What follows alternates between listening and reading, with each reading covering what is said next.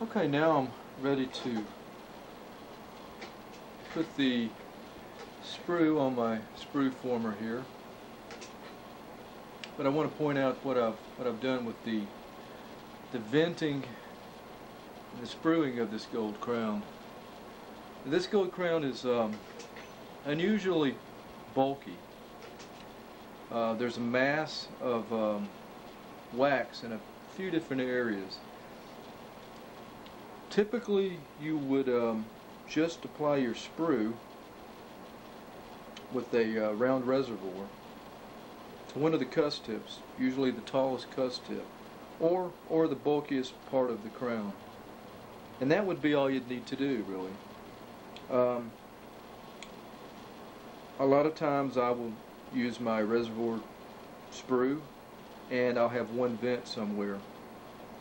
But this particular case, I've got 3 little vents here. I've even bulked up my reservoir here, because what's going to happen is when the casting is made, the gold is going to shoot into the sprue lead here, go into the crown, and fill up the void in the investment.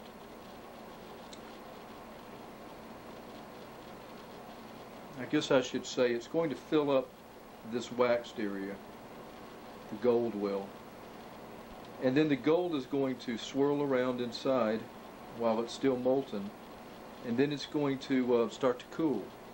And gold will draw back and cool at the thickest, heaviest region.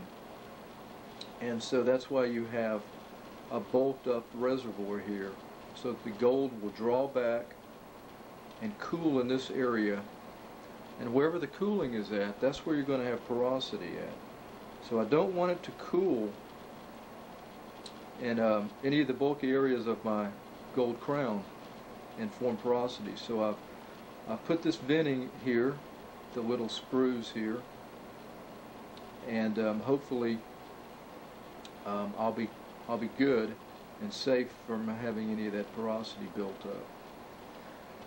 So I'm going to pop this off, and I'm just going to push it down on my sprue former here.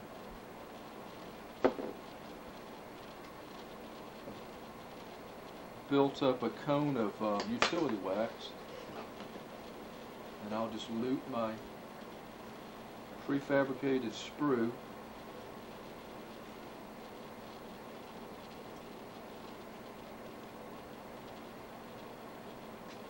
Okay, it's centered pretty well here, and I will need to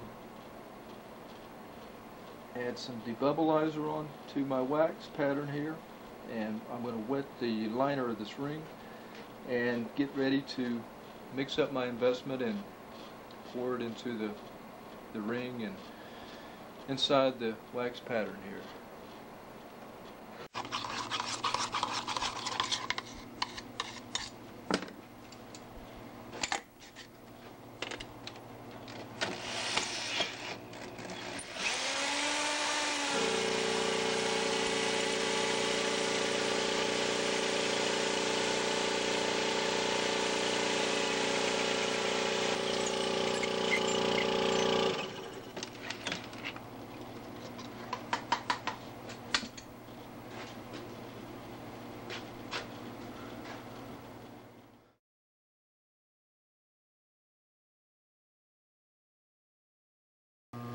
I've turned on my vibrator,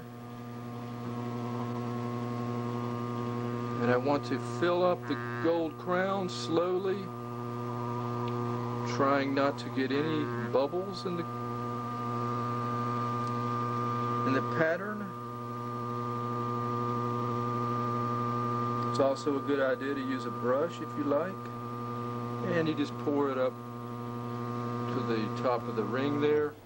I generally like to have about 1/4 of an inch from the top of my pattern to the top of the ring. Now I will let it set up. This is high heat investment, so I will be putting it in a burnout furnace that is already at 1600 degrees Fahrenheit. I'll put it in there when this gets hard, when it reaches flash point in a few minutes, probably about 15 minutes maximum. I will place it into the burnout furnace. Open the door. It's very hot. Looks like a bug just flew in there. It's incinerated.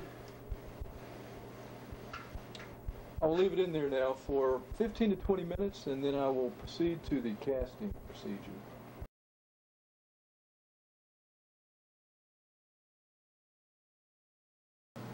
I've been looking at my crown now that it's cleaned up after sandblasting it, and I'm well pleased. It looks very good, just like it did when I waxed it. There's a little bit of flash on the margins I will take off. Casting is smooth, there's no bubbles. There does not appear to be any surface porosity. So the reservoir and the vents really helped me out this time on this big crown here.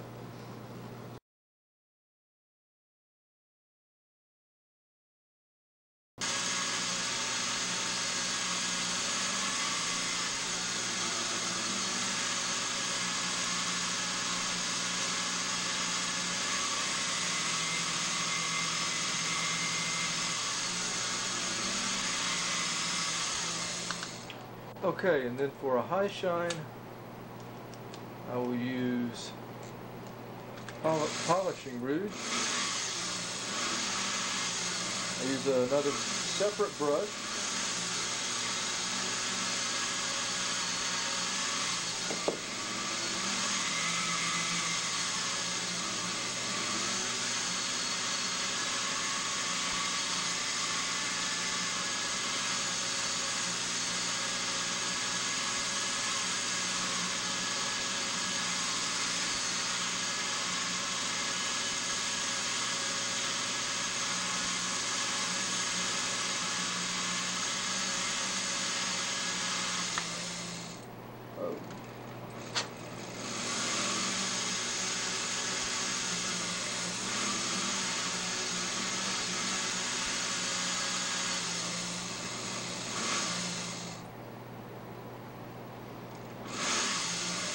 Okay, now what I'm going to do is I'm going to steam clean this, and also I can go to my solid model. Actually, I did this before I polished it. I checked my contact on the solid model. Solid models have never been sawed out, so they're more accurate than your working model is going to be. So you can check your contact on your solid model, and that's basically all I'm going to do. I'm going to clean this up, and we're going to take another look at it after that.